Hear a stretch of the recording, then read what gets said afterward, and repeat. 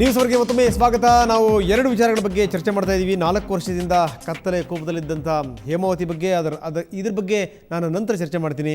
ಇನ್ನು ಅರಳುವ ಮುನ್ನವೇ ಬಾಡದಂಥ ಬಾಲಿವುಡ್ ಬೆಡಗಿ ಜಿಯಾ ಖಾನ್ ಬಗ್ಗೆ ನಮ್ಮ ಚರ್ಚೆ ಆರಂಭ ಆಗ್ತಾಯಿದೆ. ಬನ್ನಿ, ತಾರಾ ಅನುರಾಧ ಇದ್ದಾರೆ ಮೇಡಮ್, ತಾವು ಎಲ್ಲ ಗಮನಿಸಿದ್ದೀರಿ.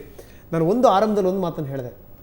ಬಹಳಷ್ಟು ಇತ್ತೀಚಿನ ಯುವತಿಯರಲ್ಲಿ ಒಂದು ಹಪಹಪಿ ಇರುತ್ತೆ, ನಾವು ಬೆಳಿಬೇಕು, ದೊಡ್ಡ ನಟಿ ಆಗಬೇಕು, ಒಂದಷ್ಟು ನಮ್ಮ ಗೋಲ್ ಏನಿದೆ ಅದನ್ನು ಮುಟ್ಟಬೇಕು ಅನ್ನುವಂಥದ್ದು. ಯಾವಾಗ ಇದರಲ್ಲಿ ಏರುಪೇರುಗಳಾಗ್ತವೋ ಆವಾಗ ಇವರು ಮಾನಸಿಕ ಸ್ಥಿತಿಗತಿಗಳು ಕೂಡ ಅಲ್ಲೋಲ ಕಲ್ಲಲಾಗ್ಬಿಡುತ್ತೆ. ಇವ್ರದ್ದು ಭಾಳ ಬೇಗ ಡಿಪ್ರೆಷನ್ಗೆ ಹೋಗ್ತಾರೆ ಅಂತ ಹಲವಾರು ಉದಾಹರಣೆಗಳು ನೋಡ್ತಾ ಇದ್ವಿ ನಾವು. ಏನಂತಿರ್ತಾವೆ? ಅಲ್ಲ, ನಿಜ. ಬಹಳಷ್ಟು ಈಗ ಇತ್ತೀಚೆಗೆ ಅಂತಲ್ಲ, ಎಲ್ಲರಿಗೂ ಏನಾದರೂ ಒಂದು ಪ್ರಾರಂಭ ಮಾಡಬೇಕಾದ್ರೆ ನಾವೊಂದು ಏನಾದರೂ ಆಗಬೇಕು, ಒಂದು ಗುರುತಿಸ್ಕೊಳ್ಳುವಂಥ ಸ್ಥಾನಕ್ಕೆ ನಿಲ್ಲಬೇಕು, ಎಲ್ಲವೂ ಆಸೆಗಳು ಸಹಜವಾಗೇ ಇರ್ತವೆ. ಆದರೆ ಈಗಿನ ಮಕ್ಕಳಿಗೆ ಯಾಕೆ ಇಷ್ಟೊಂದು ಬೇಗ ಅಂದರೆ ಈಗಿನ ಸ್ಪೀಡ್ ಲೈಫ್ ಇದೆಯಲ್ಲ, ಅದು ಬೇಗ ಎಲ್ಲ ಆಗಿಬಿಡ್ಬೇಕು, ಎಲ್ಲ ಬೇಗ ಆಗಿಬಿಡ್ಬೇಕು, ಬೇಗ ಹಣ ಸಂಪಾದನೆ ಮಾಡಬೇಕು, ಬೇಗ ಫೇಮಸ್ ಆಗಿಬಿಡ್ಬೇಕು, ಇಂಥವೆಲ್ಲ ಬೇಗ ಅನ್ನೋ ಆ ಸ್ಪೀಡಲ್ಲಿ ತಾವೇನು ಮಾಡ್ತಿದ್ದಾರೆ ಅನ್ನೋದು ಮರ್ತೋಗ್ತಾರೆ, ತಾವೇನು ಹೆಜ್ಜೆ ಇಡ್ತಿದ್ದಾರೆ ಅನ್ನೋದು ಮರ್ತೋಗ್ತಾರೆ. ಬಹುಶಃ ನೀವು ಅಂದ್ಕೊಂಡ ಹಾಗೆ ಇಲ್ಲಿ 2 ಕಾರಣ ಇರ್ಬೋದು ಆ ಹುಡುಗಿಗೆ. ಅಂದರೆ ಆಕೆ ಪ್ರೀತಿಯ ಮೇಲೆ ಏನು ಈಗ ಪೊಲೀಸರು ಸೆರೆ ಹಿಡಿದಿದ್ದಾರೆ ಅಂತ ಹೇಳಿದ್ದಾರೆ ಪಂಚೋಲಿ ಅವರನ್ನು, ಅದು ಕೂಡ ಕಾರಣ ಇರಬಹುದು. ಮತ್ತು ಇದು ನೀವು ಗೋಯಿಂಗ್ ಟು ದ ಡಿಪ್ರೆಷನ್, ಇದರಲ್ಲಿ ಪ್ರೊಫೆಷನಲ್ ಇದು ಬರಲಿಲ್ಲ, ಅದು ಎರಡೂ ಯೋಚನೆ ಮಾಡಿದಾಗಲೂ ಕೂಡ ಒಂದು ಕಲಾವಿದೆಯಾಗಿ ಬರಲಿಕ್ಕೆ ಸಿನಿಮಾದಲ್ಲಿ ಇದೆಯಲ್ಲ ತುಂಬ ಕಷ್ಟಪಡಬೇಕು. ಕಷ್ಟ ನಾವು ಬಹಳ ಅಂದರೆ ಒಂದು ರಂಗನಾಥ್, ಈ ಸಿನಿಮಾಗೆ ಬಂದ ತಕ್ಷಣ ಬೇರೆ ಏನು ಕೆಲಸ ಮಾಡೋಕ್ಕೆ ನಮ್ಗೆ ಸಾಧ್ಯ ಆಗೋದಿಲ್ಲ, ಅದು ನಿಜ. ಯಾಕೆಂದರೆ ಇಲ್ಲಿ ಸಿಗೋವಂಥ ಸೌಲಭ್ಯ ಬಹುಶಃ ಬೇರೆ ಯಾವ ರಂಗದಲ್ಲಿ ಕೂಡ ಸಿಗೋಕ್ಕೆ ಸಾಧ್ಯ ಇಲ್ಲ. ಅವರೇ ಕಾರ್ ಕಳಿಸ್ತಾರೆ, ಯಾರೋ ಬಣ್ಣ ಬಳಿತಾರೆ, ಅವರೇ ತಿಂಡಿ ಕೊಡ್ತಾರೆ, ಅವರೇ ಬಟ್ಟೆಗಳು ಕೊಡ್ತಾರೆ, ಛತ್ರಿ ಹಿಡಿಯೋಕ್ಕೊಬ್ಬ, ಚೇರ್ ಹಾಕೋನೊಬ್ಬ, ನಮ್ಮ ನೋಡ್ಕೊಳ್ಳೋನೊಬ್ಬ. ಹೆಂಗೆ ಇದಾಗ್ಬಿಡ್ತೀವಿ ಅಂತಂದ್ರೆ ಭ್ರಮೆ ಲೋಕದಲ್ಲಿ ನಾವು ಹೊಟ್ಟೋಗ್ತೀವಿ. ನಮ್ಮ ಕೈಲಿ ಏನೂ ಮಾಡ್ಕೊಳಕ್ಕಾಗಲ್ಲ, ನನಗೆ ಏನೂ ಕೆಲಸ ಮಾಡ್ಕೊಳಕ್ಕಾಗಲ್ಲ, ನನಗೆ ಯಾರಾದರೂ ಇರಲೇಬೇಕು, ನನಗೆ ಯಾರಾದರೂ ಛತ್ರಿ ಹಿಡಿಯಬೇಕು, ಯಾರಾದರೂ ಇರಲೇಬೇಕು ಜೊತೆಯಲ್ಲಿ. ಮತ್ತು ಎಷ್ಟೋ ಜನ ನಮಗೋಸ್ಕರ ಕನಸನ್ನ ಕಟ್ಟಿರ್ತಾರೆ, ತಂದೆ ತಾಯಿ ಕಟ್ಟಿರ್ಬೋದು, ನಮ್ಮ ಆಡಿಯನ್ಸ್, ನಮ್ಮ ಅಭಿಮಾನಿಗಳು, ಇಲ್ಲ ಇವಳ್ದು ಇನ್ನೂ ಸಿನಿಮಾ ಇಂಥ ಚೆನ್ನಾಗಿ ಬರ್ಬೋದು, ಹಾಗೆ ಹೀಗೆ ಅಂತ. ಸೊ ಅದೆಲ್ಲ ನಿರಾಶೆ ಮಾಡಿದಾಗತ್ತೆ. ಖಂಡಿತ ಯಾವುದೇ ಒಂದು ಮನುಷ್ಯ ತಮ್ಮ ಒಂದು ವೃತ್ತಿಯಲ್ಲಿ ಒಂದು ಗುರಿ ಸಾಧಿಸಬೇಕು ಅಂತ ಬಂದಿರ್ತಾರಲ್ವ, ಅದು ಸೋಲೋ ಗೆಲುವು ಅದನ್ನು ನಾವು ಎರಡೂ ಸಮಾನವಾಗಿ ತಗೋಬೇಕು. ಗೆಲುವೊಂದೇ ಇಟ್ಕೊಂಡು ಮೈಂಡಲ್ಲಿ ನಾವು ಇಂಡಸ್ಟ್ರಿಗೆ ಬಂದು ಸೋಲ್ಕೊಂಡಾಗ ತುಂಬ ಈ ಥರನೇ ಪ್ರಾಬ್ಲಮ್ ಆಗೋದು. ನಾವು ಎರಡನ್ನೂ ಯೋಚನೆ ಮಾಡಿ ಬೋತ್ ಸೈಡ್ ನಾವು ಎರಡು ಬಂದ್ರೂ ಎರಡು ಸಮಾನವಾಗಿ ತಗೋಬೇಕು. ತಾರಾ ಅವ್ರು ಮಾತು ಹೇಳಿದ್ರು, ಏನು ಅಂತಂದ್ರೆ ನಾವೆಲ್ಲ ಪಟ್ಟಷ್ಟು ಕಷ್ಟ ಯಾರು ಪಡ್ಲಿಕ್ಕೆ ಸಾಧ್ಯನೇ ಇಲ್ಲ ಅಂತ. ಅಂದ್ರೆ ಚಿತ್ರರಂಗದಲ್ಲಿ ಬರ್ಬೇಕಾದ್ರೆ ಒಂದು ಮಾನಸಿಕ ಸ್ಥಿತಿಗತಿಗಳು ನಂದುಗಂಡೆ ಬಂದಿರಬೇಕು. ಅಂದ್ರೆ ಸೋತ್ರೆ ಸೋಲ್ಬಹುದು. ನನಗೆ ಅನಿಸೋದು ಸನಾತನ, ನಿಮ್ಗೊಂದು ಪ್ರಶ್ನೆ ಕೇಳಲೇಬೇಕು. ಏನಂದ್ರೆ ಆರಂಭದಲ್ಲೇ ಅದ್ಭುತವಾದ ಅವಕಾಶಗಳು ಹುಡ್ಕೊಂಡ್ ಬಂದಿದ್ದು ಕೂಡ ಇದು ಕಾರಣ ಆಯ್ತೇನೋ ಅಂತ. ಯಾಕಂದ್ರೆ ಅಮಿತಾಬ್ ಬಚ್ಚನ್ ಜೊತೆಗೇನೆ ಚಿತ್ರರಂಗಕ್ಕೆ ಎಂಟ್ರಿ ಆಗೋದಿದೆಯಲ್ಲ, ಅವ್ರ ಜೊತೆ ನಟನೆ ಅನ್ನುವಂಥದ್ದು ಒಂದು ದೊಡ್ಡ ಕನಸು. ಸೊ ಅದಾದ್ಮೇಲೆ ಏನು ಅಂದ್ರೆ ಸಹಜವಾಗಿ ಆಕೆಗೆ ಒಂದು ಹಂಬು ಬಿಂಬುಗಳು ಬಂದವು. ಪ್ರಕಾರ ಯಾವುದೇ ಪ್ರೊಫೆಷನಲ್ ಆಗಲಿ ಒಂದು ಸೆಂಟೆನ್ಸ್ನ ಅರ್ಥ ಮಾಡ್ಕೋಬೇಕು.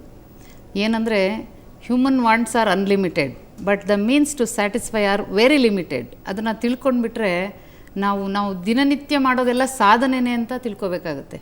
ಯಾಕಂದರೆ ಅಮಿತಾಬ್ ಬಚ್ಚನ್ ಅಂತ ದೊಡ್ಡ ನಟರ ಜೊತೆ ಅವರು ಎಂಟ್ರಿ ಆಗಿದೆ ಅಂದರೆ that is the biggest achievement. ಕಾಡ್ಕೊಂಡು ಕೊನೆಗೆ ಮತ್ತೆ ಪ್ರೀತಿಯನ್ನು ಹುಡುಕ್ತಾ ಹೋಗೋದು ಬೇರೆ. ಸೊ ಯಾವ ಸ್ಥಿತಿ ಬಂದರು ಅನ್ನುವಂಥದ್ದು ನನಗೆ ಅನಿಸ್ತಾ ಇದೆ. ನನ್ನ ಹೆಸರನ್ನು ಹೇಳಕ್ಕೆ ಇಷ್ಟಪಡಲ್ಲ, ಆದರೆ ಡಾಕ್ಟರ್ ಬಹಳಷ್ಟು ಜನರನ್ನ ಇಂಥರನ್ನ ನೋಡಿದ್ದಾರೆ. ಡಾಕ್ಟರ್ ಜಗದೀಶ್ ಅವರು, ಅಭಯ ಆಸ್ಪತ್ರೆ ಮುಖ್ಯಸ್ಥರು. ಜಗದೀಶ್, ಕಾರ್ಯಕ್ರಮ ತಮಗೆ ಸ್ವಾಗತ. ನಮಸ್ಕಾರ. ಸೊ ನಾನು ಹೇಳಿದ್ರೆ ಆರಂಭದಲ್ಲೇ ಹೆಸರುಗಳನ್ನ ಹೇಳಲ್ಲ, ಆದರೆ ಬಹಳಷ್ಟು ಜನ ಕಲಾವಿದರಿಗೂ ಕೂಡ ನೀವು ಟ್ರೀಟ್ಮೆಂಟ್ ಮಾಡಿದ್ರು ನನಗೆ ಗೊತ್ತಿರುವಂಥ ಸಂಗತಿ ಅದು. ಸೊ ವಿಶೇಷವಾಗಿ ಇದ್ರ ಬಗ್ಗೆ ತಾವೇನಂತೀರಿ?